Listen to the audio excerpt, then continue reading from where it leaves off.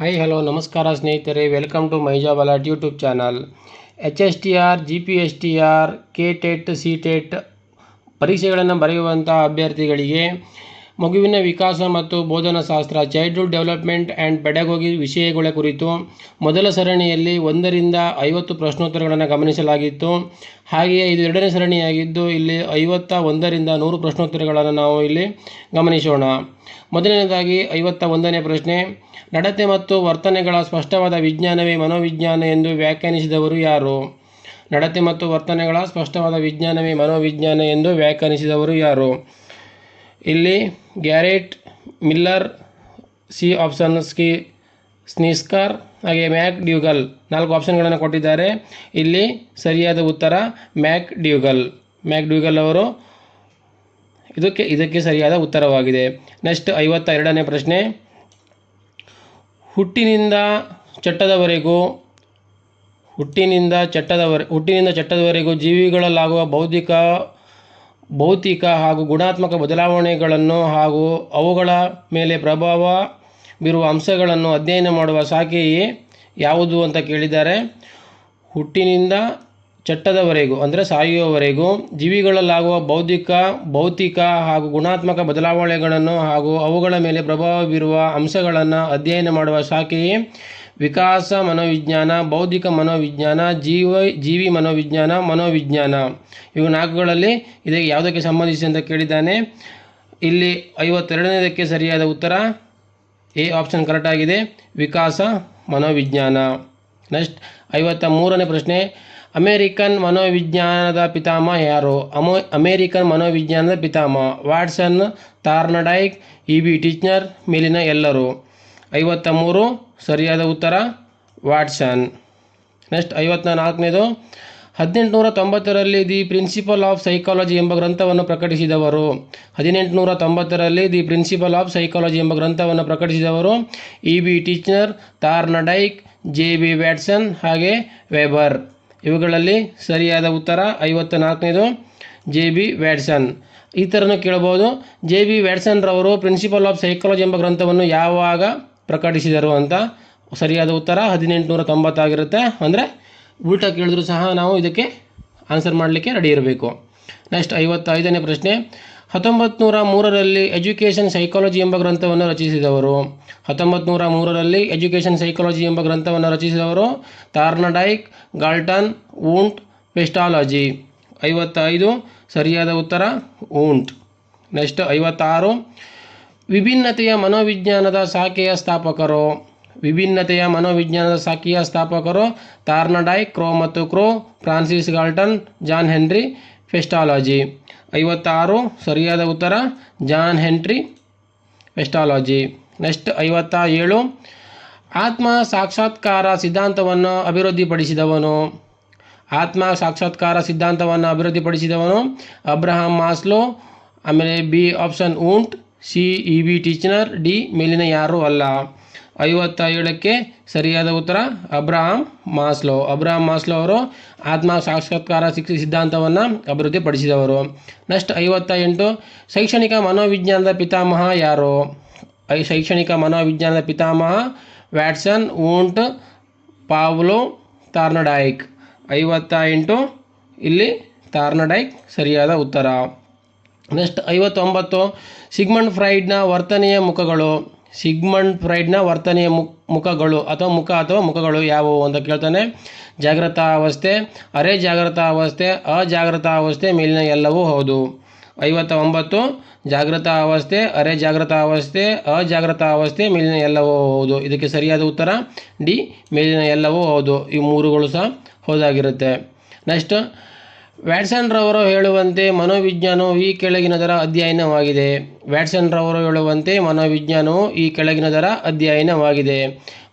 ಅಂದರೆ ಇವರ ಪ್ರಕಾರ, ವ್ಯಾಟ್ಸನ್ ರವರ ಪ್ರಕಾರ ಮನೋವಿಜ್ಞಾನ ಯಾವುದು ಅಂತ ಕೇಳಿದರೆ ಮನಸ್ಸು, ಆತ್ಮ, ವರ್ತನೆ ಮತ್ತು ಪ್ರತ್ಯುವಸ್ಥೆ. 60ಕ್ಕೆ ಸರಿಯಾದ ಉತ್ತರ ವರ್ತನೆ. ನೆಕ್ಸ್ಟ್ 61ನೇ ಪ್ರಶ್ನೆ, ಮನೋವಿಜ್ಞಾನವನ್ನು ಹೀಗೂ ಕರೆಯುತ್ತಿದ್ದರು. ಅಂದರೆ ಮನೋವಿಜ್ಞಾನವನ್ನು ಈಗೂ ಸಹ ಮುಂದೆ ಕರೆಯುತ್ತಿದ್ದರು. ಪ್ರತ್ಯುವರ್ತನಾ ಶಾಸ್ತ್ರ, ಆತ್ಮಶಾಸ್ತ್ರ, ಮನಸ್ಸಿನ ಶಾಸ್ತ್ರ, ಮೇಲಿನ ಎಲ್ಲವೂ. 61 ಪ್ರಚೋವರ್ತನ ಶಾಸ್ತ್ರ ಅಂತ ಕರಿತಿದ್ರು, ಮನಸ್ಸಿನ ಶಾಸ್ತ್ರ ಅಂತ ಕರಿತಿದ್ರು, ಆತ್ಮಶಾಸ್ತ್ರ ಅಂತ ಕರಿತಿದ್ರು, ಮನೋವಿಜ್ಞಾನವನ್ನು ಹಿಂದೆ ಹೀಗೂ ಸಹ ಕರಿತಿದ್ರು. ಇದು ಸರಿಯಾದ ಉತ್ತರ ಮೇಲಿನ ಎಲ್ಲವೂ. 61 ಡಿ ಆಪ್ಷನ್ ಕರೆಕ್ಟ್ ಆಗಿದೆ. ನೆಕ್ಸ್ಟ್, ಮನಸ್ಸು ಮತ್ತು ದೇಹಗಳ ನಡುವಿನ ಕುರಿತು ವಿವರಿಸಿದ ತತ್ವಜ್ಞಾನಿ. ಮನಸ್ಸು ಮತ್ತು ದೇಹಗಳ ನಡುವಿನ ಕುರಿತು ವಿವರಿಸಿದ ತತ್ವಜ್ಞಾನಿ ಯಾರು? ಇಲ್ಲಿ first option Rene Descartes, Pluto, Woodson and Wundt. 62 ಸರಿಯಾದ ಉತ್ತರ ರೆನೆ ಡೆಕಾರ್ಡ್ ರವರು. ಬೋಧನೆ ಕಲಿಕೆ ಪ್ರಕ್ರಿಯೆ ತಿಳಿಸುವ ಮನಃಶಾಸ್ತ್ರ ಶಾಖೆ. ಬೋಧನೆ ಕಲಿಕೆಯ ಪ್ರಕ್ರಿಯೆ ತಿಳಿಸುವ ಮನಃಶಾಸ್ತ್ರದ ಶಾಖೆ ಯಾವುದು ಅಂದರೆ ಕಲಿಕೆಯ ಮನಃಶಾಸ್ತ್ರ, ಬೋಧನಾಶಾಸ್ತ್ರ, ಶೈಕ್ಷಣಿಕ ಮನಃಶಾಸ್ತ್ರ, ತರಗತಿ ಮನಃಶಾಸ್ತ್ರ. 63ಕ್ಕೆ ಸರಿಯಾದ ಉತ್ತರ ಬೋಧನೆ ಕಲಿಕೆಯಲ್ಲಿ ಪ್ರಕ್ರಿಯೆ ತಿಳಿಸುವ ಮನಃಶಾಸ್ತ್ರ ಯಾವುದು? ಶೈಕ್ಷಣಿಕ ಮನಃಶಾಸ್ತ್ರವಾಗಿದೆ. 64 ಪ್ರಾಣಿ ಮನೋವಿಜ್ಞಾನದ ಇನ್ನೊಂದು ಹೆಸರು. ಪ್ರಾಣಿ ಮನೋವಿಜ್ಞಾನದ ಇನ್ನೊಂದು ಹೆಸರು ತೌಲನಿಕ ಮನೋವಿಜ್ಞಾನ, ಜೀವ ಮನೋವಿಜ್ಞಾನ. ಎ ಮತ್ತು ಬಿ ಎರಡೂ ಸರಿ, ಎ ಮತ್ತು ಬಿ ಎರಡೂ ತಪ್ಪು. ಈ ರೀತಿ ನಮಗೆ ಪ್ರಶ್ನೋತ್ತರಗಳು KPSC ಹಾಗೆ KEA ಎಕ್ಸಾಮ್ಗಳಲ್ಲಿ ನಡೆಯುವಂಥದ್ದು ತುಂಬ ಕಾಮನ್ ಆಗಿಬಿಟ್ಟಿದೆ. ಇವುಗಳಲ್ಲಿ ಎ ಮತ್ತು ಎರಡು ಸರಿನಾ ಅಥವಾ ಎರಡು ತಪ್ಪ ಅಂತ ಆಪ್ಷನ್ಗಳನ್ನು ಕೇಳಿದ್ದೇನೆ. 64 ಇಲ್ಲಿ ತೌಲನಿಕ ಮನೋವಿಜ್ಞಾನ, ಎ ಇದಕ್ಕೆ ಸರಿಯಾದ ಉತ್ತರವಾಗಿದೆ. ನೆಕ್ಸ್ಟ್ 65 ಗೆಸ್ಟಾಲ್ಟ್ನ ವಿಧಾನ ಇದಾಗಿದೆ. ಗೆಸ್ಟಾಲ್ಟ್ನ ವಿಧಾನ ಇದಾಗಿದೆ: ಅಂತರಾವಲೋಕನ ವಿಧಾನ, ವರ್ತನೆಯ ವೀಕ್ಷಣೆಯ ವಿಧಾನ, ವ್ಯಕ್ತಿಗತ ಅಧ್ಯಯನ. ಎ ಮತ್ತು ಬಿ ಎರಡೂ ಸರಿ. 65 ಇಲ್ಲಿ ಸರಿಯಾದ ಉತ್ತರ ವರ್ತನೆಯ ವೀಕ್ಷಣೆಯಾಗಿದೆ. ವರ್ತನೆಯ ವೀಕ್ಷಣೆಯು ಗೆಸ್ಟಾಲ್ಟ್ನ ವಿಧಾನವಾಗಿದೆ. ಸರಿ ಅಥವಾ ತಪ್ಪುಗಳನ್ನು ಇಲ್ಲಿ ಕೇಳ್ಬೋದು. ಆ ಥರ ಇವು 65ಕ್ಕೆ ವರ್ತನೆಯ ವಿಧಾನ ಕರೆಕ್ಟಾಗಿದೆ. ನೆಕ್ಸ್ಟ್, ಎಳೆಯ ಮಕ್ಕಳ ಕಲಿಕೆ ಪ್ರಕ್ರಿಯೆಯಲ್ಲಿ ಪೋಷಕರ ಪಾತ್ರ. ಎಳೆಯ ಮಕ್ಕಳ ಕಲಿಕೆಯ ಪ್ರಕ್ರಿಯೆಯಲ್ಲಿ ಪೋಷಕರ ಪಾತ್ರ ಸಕಾರಾತ್ಮಕ, ಪೂರ್ವನಿಯಾಮಕ, ಅನುಕಂಪನಾತ್ಮಕ, ತಟಸ್ಥ. 66 ಇಲ್ಲಿ ಸಕಾರಾತ್ಮಕವಾಗಿರುತ್ತೆ. ನೆಕ್ಸ್ಟು, ತರಗತಿಯಲ್ಲಿ ಶಿಕ್ಷಕ ಏನಾಗಿರಬೇಕು? ತರಗತಿಯಲ್ಲಿ ಶಿಕ್ಷಕ ಏನಾಗಿರಬೇಕು ಅಂದರೆ ಮಕ್ಕಳಿಗೆ ಬೋಧನೆ ಮಾಡುವಲ್ಲಿ ಶಿಕ್ಷಕನ ಪಾತ್ರ ನೇತಾರ ಅಥವಾ ನಾಯಕನಾಗಿರಬೇಕು, ಅಥವಾ ಸರ್ವಾಧಿಕಾರಿಯಾಗಿರಬೇಕು, ಜನ್ಮದಾತ ಆಗಿರಬೇಕು, ಸೌಕರ್ಯ ಒದಗಿಸುವಾತನಾಗಿರಬೇಕು. 67ಕ್ಕೆ ಸರಿಯಾದ ಉತ್ತರ ಅವನ ನಾಯಕ ಆಗಿರೋದಿಲ್ಲ, ಅವರಿಗೆ ಸರ್ವಾಧಿಕಾರಿ ಆಗಿರೋಲ್ಲ, ಜನ್ಮದಾತ ಅಂತೂ ಅಲ್ವೇ ಅಲ್ಲ, ಅವನು ಮಕ್ಕಳಿಗೆ ಕಲಿಕೆಯಲ್ಲಿ ಸೌಕರ್ಯವನ್ನು ಒದಗಿಸುವಾತನಾಗಿರ್ತಾನೆ. ನೆಕ್ಸ್ಟು 68ನೇದು, ಜ್ಞಾನವು ಒಂದು ಶಕ್ತಿ ಒಬ್ಬ ವ್ಯಕ್ತಿ ಶಿಕ್ಷಕರು ಮತ್ತು ಸಹಪಾಠಿಗಳೊಂದಿಗೆ ಪರಸ್ಪರ ಅನುಸಂಧಾನ ನಡೆಸುವ ಅಥವಾ ವಸ್ತುಗಳೊಂದಿಗೆ ಅನುಭವದಿಂದ ರೂಪಿಸಲ್ಪಡುತ್ತದೆ ಎಂದು ವ್ಯಾಖ್ಯಾನಿಸಿರುವ ಸಿದ್ಧಾಂತ. ಅಂದರೆ ಈ ರೀತಿಯಾಗಿ ವ್ಯಾಖ್ಯಾನ ಮಾಡಿದ ಸಿದ್ಧಾಂತ ಯಾವುದು ಅಂತ. ಜ್ಞಾನವು ಒಂದು ಶಕ್ತಿ, ಒಬ್ಬ ವ್ಯಕ್ತಿ ಶಿಕ್ಷಕರು ಮತ್ತು ಸಹಪಾಠಿಗಳೊಂದಿಗೆ ಪರಸ್ಪರ ಅನುಸಂಧಾನ ನಡೆಸುವ ಅಥವಾ ವಸ್ತುಗಳೊಂದಿಗೆ ಅನುಭವದಿಂದ ರೂಪಿಸಲ್ಪಡುತ್ತದೆ ಎಂದು ವ್ಯಾಖ್ಯಾನಿಸಿದ ಸಿದ್ಧಾಂತ ಯಾವುದು? ವರ್ತನ ಸಿದ್ಧಾಂತ, ಒಳನೋಟ ಕಲಿಕಾ ಸಿದ್ಧಾಂತ, ಮನೋವಿಶ್ಲೇಷಣಾ ಸಿದ್ಧಾಂತ, ರಚನಾತ್ಮಕ ಕಲಿಕಾ ಸಿದ್ಧಾಂತ. 68ನೇದು ಸರಿಯಾದ ಉತ್ತರ ರಚನಾತ್ಮಕ ಕಲಿಕಾ ಸಿದ್ಧಾಂತ. ನೆಕ್ಸ್ಟು ಮುಂದಿನ ಪ್ರಶ್ನೆ 69, ಬಹುವಿಧ ನ್ಯೂನತೆ ಹೊಂದಿದ, ಬಹಳ ಪ್ರಯಾಸದಿಂದ ಹಾಗೂ ಛಲದಿಂದ ಶಿಕ್ಷಣವನ್ನು ಪಡೆದು ಸಾಧನೆಗೈದ ಅಮೆರಿಕನ್ ಮಹಿಳೆ. ಬಹುವಿಧ ನ್ಯೂನತೆ ಹೊಂದಿದ್ದು ಬಹಳ ಪ್ರಯಾಸದಿಂದ ಹಾಗೂ ಛಲದಿಂದ ಶಿಕ್ಷಣವನ್ನು ಪಡೆದು ಸಾಧನೆಗೈದ ಅಮೆರಿಕನ್ ಮಹಿಳೆ ಯಾರು ಅಂತ ಕೇಳಿದ್ದಾರೆ. Helen Keller, madam Curie, Katherine Herschel, madam Cama. 69ಕ್ಕೆ ಸರಿಯಾದ ಉತ್ತರ ಹೆಲನ್ ಕೆಲ್ಲರ್, ಇದು ಸರಿಯಾದ ಉತ್ತರ.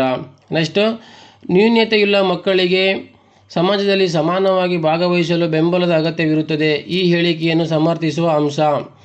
ನ್ಯೂನತೆಯುಳ್ಳ ಮಕ್ಕಳಿಗೆ ಸಮಾಜದಲ್ಲಿ ಸಮಾನವಾಗಿ ಭಾಗವಹಿಸಲು ಬೆಂಬಲದ ಅಗತ್ಯವಿರುತ್ತದೆ. ಈ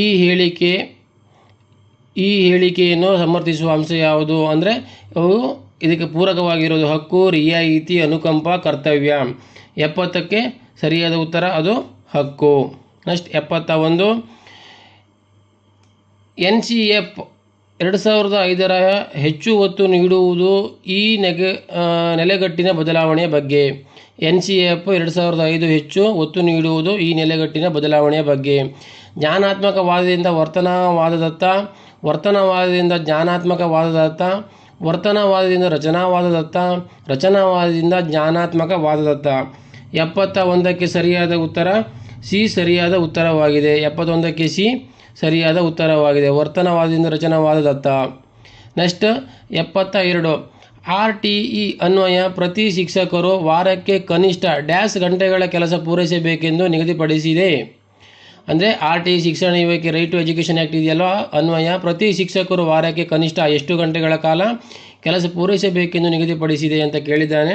72ನೇದು ಸರಿಯಾದ ಯಾವ ಉತ್ತರ ನೋಡೋಣ. ಮೊದಲೇ ಎ 40, ಹಾಗೆ 45, 48, 50 ಇವುಗಳಲ್ಲಿ ಸರಿಯಾದ ಉತ್ತರ 45. ನೆಕ್ಸ್ಟ್ 73ನೇ ಪ್ರಶ್ನೆ. ಆಯ್ಕೆ ಸಿದ್ಧಾಂತ ಮತ್ತು ವರ್ತನೆ ಮಾರ್ಪಡಿಸುವಿಕೆ ಸಿದ್ಧಾಂತಗಳ ಅಡಿಯಲ್ಲಿ ಕಂಡುಬರುತ್ತವೆ. ಆಯ್ಕೆ ಸಿದ್ಧಾಂತ ಮತ್ತು ವರ್ತನೆ ಮಾರ್ಪಡಿಸುವ ಸಿದ್ಧಾಂತಗಳು ಡ್ಯಾಶ್ ಅಡಿಯಲ್ಲಿ ಕಂಡುಬರುತ್ತವೆ. ಜ್ಞಾನಾತ್ಮಕ ಸಿದ್ಧಾಂತ, ತರಗತಿ ನಿರ್ವಹಣಾ ಸಿದ್ಧಾಂತ, ಒಳನೋಟ ಕಲಿಕಾ ಸಿದ್ಧಾಂತ, ಸ್ವಕಲಿಕಾ ಸಿದ್ಧಾಂತ. 73 ಸರಿಯಾದ ಉತ್ತರ ತರಗತಿ ನಿರ್ವಹಣಾ ಸಿದ್ಧಾಂತವಾಗಿದೆ. ನೆಕ್ಸ್ಟ್ 74 ಒಳಹೊಕ್ಕು ನೋಡುವ ವಿಧಾನ ಅಂದರೆ ಅಂತರಾವಲೋಕನ. ಒಳಹೊಕ್ಕು ನೋಡುವ ವಿಧಾನ, ಅಂತರಾವಲೋಕನ ವಿಧಾನ, ವೀಕ್ಷಣೆ, ವ್ಯಕ್ತಿ ಅಧ್ಯಯನ, ಪ್ರಾಯೋಗಿಕ ವಿಧಾನ. 74 ಸರಿಯಾದ ಉತ್ತರ ಒಳಹೊಕ್ಕು ನೋಡುವ ಅಂತರಾವಲೋಕನ. ಒಳಗಡೆ ಅಂತರಾಳವನ್ನು ನಾವು ವೀಕ್ಷಿಸುವಂಥದ್ದು. ನೆಕ್ಸ್ಟ್ 75 ತನ್ನ ಮಗು ಶಾಲೆಯಲ್ಲಿ ನೋವಾಗುವುದನ್ನು ಮೊದಲೇ ಭಾವಿಸುತ್ತಾಳೆ. ಇಂತಹ ಮನೋವಿಜ್ಞಾನ ಶಾಖೆ.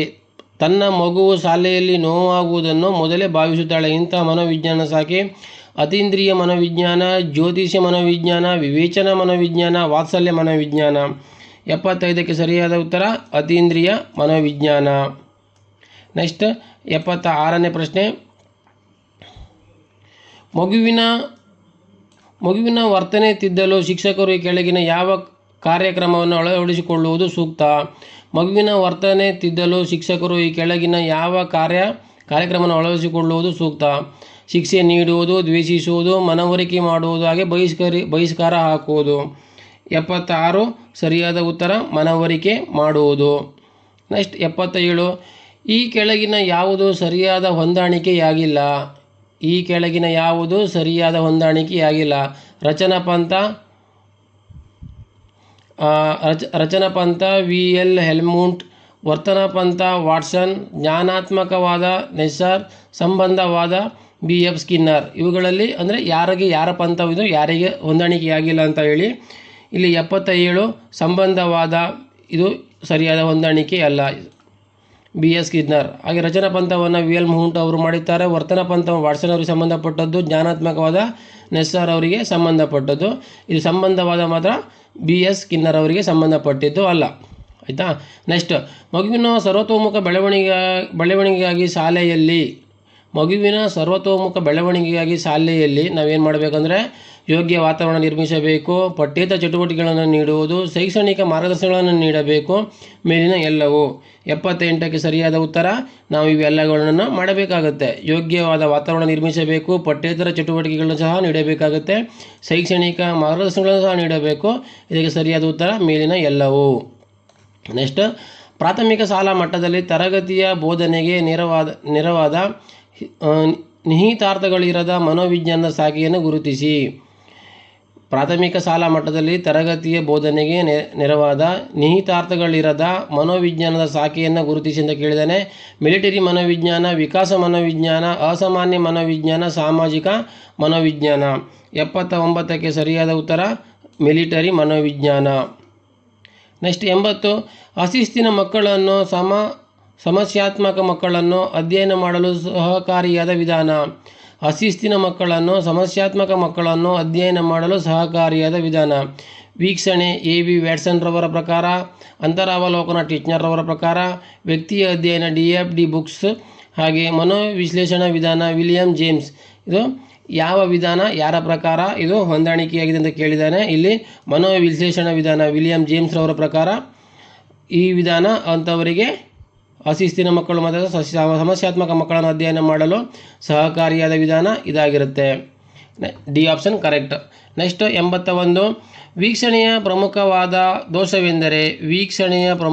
ದೋಷವೆಂದರೆ ಉದ್ದೇಶಪೂರ್ವಕವಲ್ಲದ್ದು, ದಾಖಲೆ ಮಾಡದಿರುವುದು, ಫಲಿತಾಂಶ ಪೂರ್ವಗ್ರಹ ಪೀಡಿತವಾಗಿರುತ್ತದೆ, ಎಲ್ಲ ಸಂದರ್ಭದಲ್ಲಿ ಸಾಧ್ಯವಿಲ್ಲ. 81ನೇದು ಸರಿಯಾದ ಉತ್ತರ ಸಿ, ಫಲಿತಾಂಶ ಪೂರ್ವಗ್ರಹ ಪೀಡಿತವಾಗಿರುತ್ತದೆ. ನೆಕ್ಸ್ಟ್ 82 ಒಂದು ಮಗುವಿನೊಂದಿಗೆ ಆಟವಾಡುತ್ತಾ ಅಥವಾ ಪ್ರವಾಸ ಮಾಡುತ್ತಾ ಅಧ್ಯಯನ ಮಾಡುವ ವಿಧಾನ. ಒಂದು ಮಗುವಿನೊಂದಿಗೆ ಆಟವಾಡುತ್ತಾ ಅಥವಾ ಪ್ರವಾಸ ಮಾಡುತ್ತಾ ಅಧ್ಯಯನ ಮಾಡುವ ವಿಧಾನ. 82 ಸಹಭಾಗಿತ್ವ ವೀಕ್ಷಣೆ, ಅಸಹಭಾಗಿತ್ವ ವೀಕ್ಷಣೆ, ಪರೋಕ್ಷ ವೀಕ್ಷಣೆ, ಕೃತಕ ವೀಕ್ಷಣೆ.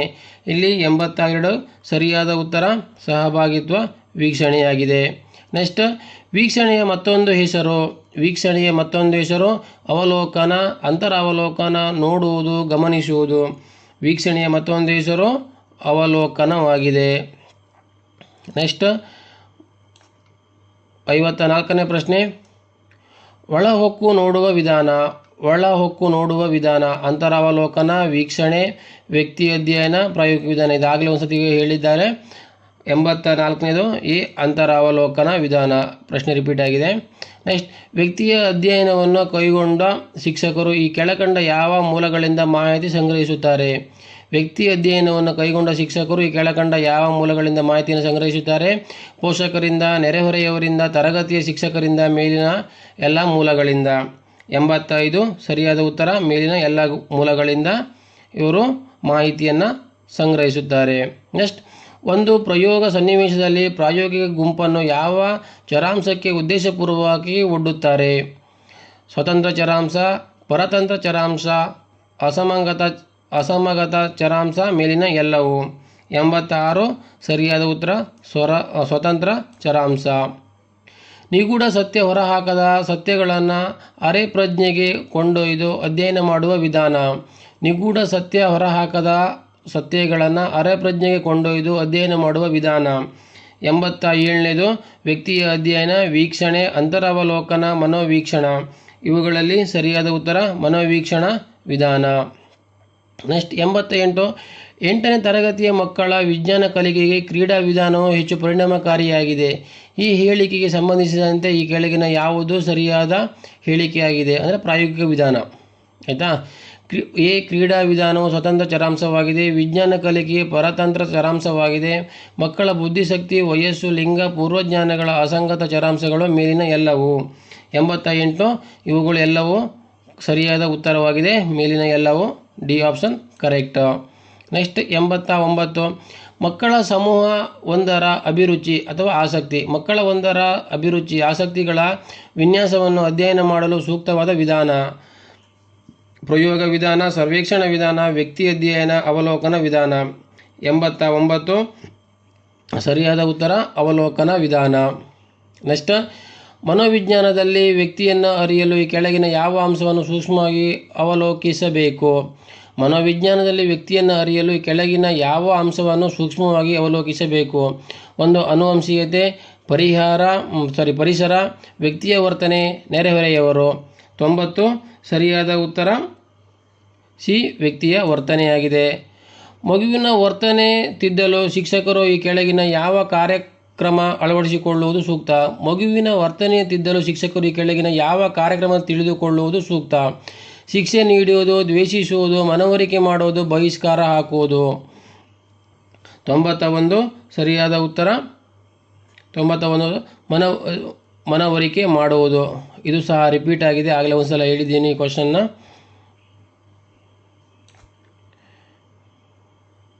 ನೆಕ್ಸ್ಟು ಮುಂದಿನ ಪ್ರಶ್ನೆ, ಮೊದಲು ಕಲಿತ ವಿಷಯಗಳ ಬಗ್ಗೆ ಪುನರಾವಲೋಕನ ಮಾಡಲು ಮತ್ತು ಪುನರ್ಸ್ಮರಿಸಲು ಕಲಿಕಾಕಾರರಿಗೆ ಸಹಾಯ ಮಾಡಬೇಕು. ಏಕೆಂದರೆ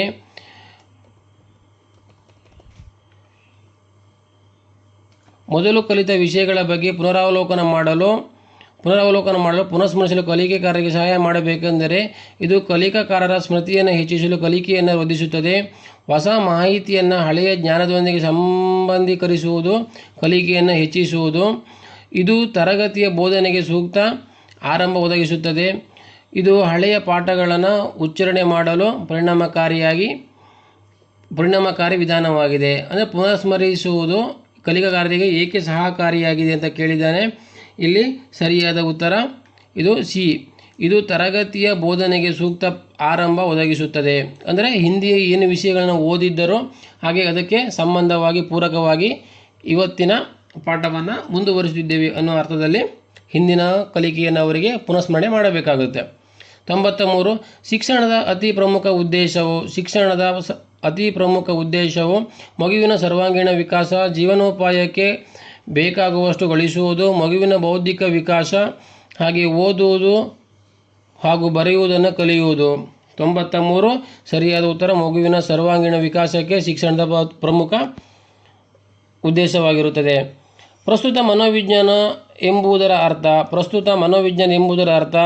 ಪ್ರಜ್ಞಾನುಭವ ಅಧ್ಯಯನ, ಆತ್ಮದ ಅಧ್ಯಯನ, ವರ್ತನೆಯ ಅಧ್ಯಯನ, ಮನಸ್ಸಿನ ಅಧ್ಯಯನ. 94 ವರ್ತನೆಯ ಅಧ್ಯಯನ ಸರಿಯಾದ ಉತ್ತರ. ಪ್ರಜ್ಞಾ ಪ್ರವಾಹವನ್ನು ಅಧ್ಯಯನ ಮಾಡಲು ಸೂಕ್ತವಾದ ವಿಧಾನ. ಪ್ರಾಯೋಗಿಕ ವಿಧಾನ, ಅವಲೋಕನ, ಅಂತರಾವಲೋಕನ, ವ್ಯಕ್ತಿ ಅಧ್ಯಯನ. 95 ಅಂತರಾವಲೋಕನ ಸರಿಯಾದ ಉತ್ತರ. ನೆಕ್ಸ್ಟ್ 96 ಮಕ್ಕಳ ಮನೋಧೋರಣೆಗಳ ಮೇಲೆ ಅದರ ಲಿಂಗದ ಪ್ರಭಾವ ಕುರಿತು ಅಧ್ಯಯನ ನಡೆಸುವ ಶಿಕ್ಷಕ ಯಾವುದನ್ನು ಅವಲಂಬಿತ ಚಲಕವೆಂದು ಪರಿಗಣಿಸುತ್ತಾನೆ? 96 ಮಕ್ಕಳ ಬೋಧನೆಗಳ ಮೇಲೆ ಅದರ ಲಿಂಗದ ಪ್ರಭಾವ ಕುರಿತು ಅಧ್ಯಯನ ನಡೆಸುವ ಶಿಕ್ಷಕ ಯಾವುದನ್ನು ಅವಲಂಬಿತ ಚಲಕವೆಂದು ಪರಿಗಣಿಸುತ್ತಾನೆ? ಲಿಂಗ, ವಯಸ್ಸು, ಮಕ್ಕಳು ಮತ್ತು ಮನಧೋರಣೆ. ಇಲ್ಲಿ ಸರಿಯಾದ ಉತ್ತರ ಮನಧೋರಣೆ. ನೆಕ್ಸ್ಟ್ 97 ಇವುಗಳಲ್ಲಿ ಯಾವ ಹೇಳಿಕೆಯು ಗ್ರಹಿಕೆಗಾಗಿ ಬೋಧನೆ ಎಂದ ವಿಚಾರವನ್ನು ಪ್ರದರ್ಶಿಸುವುದಿಲ್ಲ. ಇಲ್ಲಿ ಆಪ್ಷನ್ಗಳು ನೋಡೋಣ. ಎ ಸಂಘಟಿತವಲ್ಲದ ಘಟನೆ ಮತ್ತು ವಿಧಾನಗಳ ನೆನಪಿನಲ್ಲಿಡಲು ವಿದ್ಯಾರ್ಥಿಗಳನ್ನು ಸಕ್ತಗೊಳಿಸುವುದು. ವಿದ್ಯಾರ್ಥಿಗಳಿಗೆ ಒಂದು ಪರಿಕಲ್ಪನೆಯನ್ನು ಸ್ವಂತ ಪದಗಳಲ್ಲಿ ವಿವರಿಸಲು ತಿಳಿಸುವುದು. ಕಾನೂನು ಹೇಗೆ ಕಾರ್ಯನಿರ್ವಹಿಸುವುದು ಎಂಬ ದೃಷ್ಟಾಂತಕ್ಕೆ ಉದಾಹರಣೆಯನ್ನು ಕೊಡುವುದು ವಿದ್ಯಾರ್ಥಿಗಳಿಗೆ ಕಲಿಸುವುದು. ಸಾಮ್ಯತೆ ಮತ್ತು ವ್ಯತ್ಯಾಸಗಳನ್ನು ಗುರುತಿಸಿ ಸಮನ್ವಯತೆಗಳನ್ನು ಸೃಷ್ಟಿಸಲು ವಿದ್ಯಾರ್ಥಿಗಳಿಗೆ ಸಹಾಯ ಮಾಡುವುದು. ಇಲ್ಲಿ ಸರಿಯಾದ ಉತ್ತರ 97ಕ್ಕೆ ಸರಿಯಾದ ಉತ್ತರ ಎ. ಸಂಘಟಿತವಲ್ಲದ ಘಟನೆ ಮತ್ತು ವಿಧಾನಗಳನ್ನು ನೆನಪಿನಲ್ಲಿಡಲು ವಿದ್ಯಾರ್ಥಿಗಳನ್ನು ಸಕ್ತಗೊಳಿಸುವುದು. ನೆಕ್ಸ್ಟ್ ಮುಂದಿನ ಪ್ರಶ್ನೆ 98 ಶಾಲೆಯ ಉನ್ನತೀಕರಣದಿಂದ ಶಿಕ್ಷಕರಲ್ಲಿ ಯಾವ ಗುಣ ಅಭಿವೃದ್ಧಿಯಾಗುವುದು? ಸ್ಮೃತಿ, ಸ್ಪರ್ಧಾತ್ಮಕತೆ, ಶಿಸ್ತು ಸ್ವಭಾವ, ಪ್ರಾಯೋಗಿಕ ಪ್ರವೃತ್ತಿ. 98 ಸರಿಯಾದ ಉತ್ತರ ಸ್ಪರ್ಧಾತ್ಮಕತೆ. ನೆಕ್ಸ್ಟ್ ಆರಂಭದಲ್ಲಿ ಮನೋವಿಜ್ಞಾನದ ಗುರಿಯನ್ನು ಯಾವ ಅಧ್ಯಯನವೆಂದು ಪರಿಗಣಿಸಲಾಯಿತು?